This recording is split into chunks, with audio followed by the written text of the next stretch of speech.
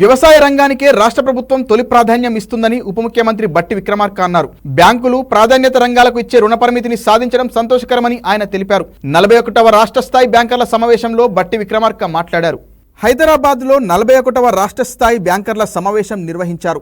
ఈ సమావేశానికి ముఖ్య అతిథిగా డిప్యూటీ సీఎం బట్టి విక్రమార్క, వ్యవసాయ శాఖ మంత్రి తుమ్మల నాగేశ్వరరావు హాజరయ్యారు.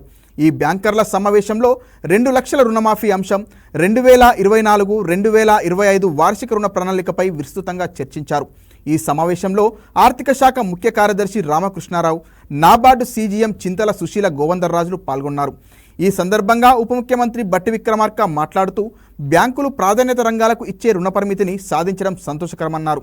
రుణం లేకుండా వ్యాపారాలు నడపలేరని తెలిపారు.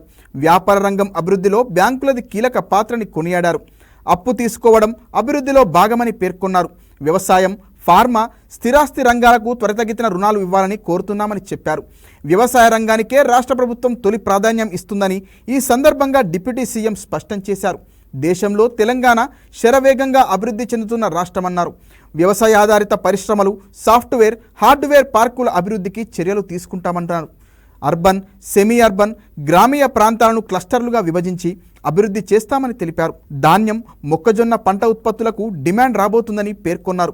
రాష్ట్రంలో శాంతి భద్రతలు మా ప్రథమ ప్రాధాన్యత అని ఉప ముఖ్యమంత్రి బట్టి విక్రమార్క తెలిపారు.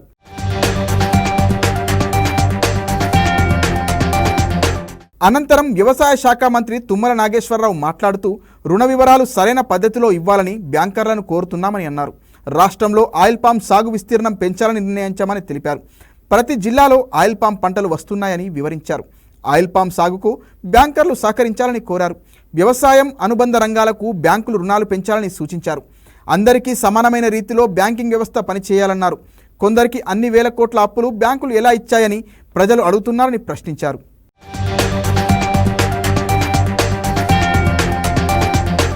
I am going to assure you, the Telangana state is one of the states where you don't have a power problem at all. Electricity 24/7 we are giving the power, and we are coming out with a proper new energy policy also, so that even in future also, though good number of industries and business houses, even if they come more in large number also, where will not be having any power problem at all in the state. I am assuring you this on behalf of the state government that power is going to be surplus in the state, and that's going to be one of the major reasons for the development of the state also.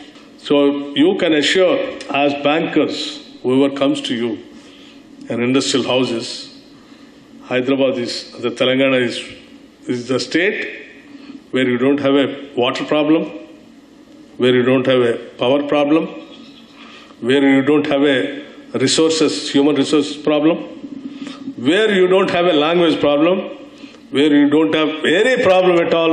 It is the destination for the country and the world also.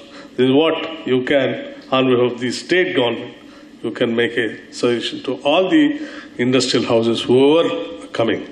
And the state is a very friendly government with the bankers, and any problem, even in the recovery also, not only the lending, even the recovery also. I know, we understand your major problem will be recovery only.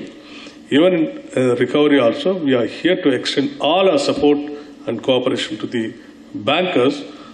But our request is to see to that you reach your targets: priority sector lending, welfare lending, industrial lending, and other, wherever you have any other innovative lending, please go ahead, and the state is with you.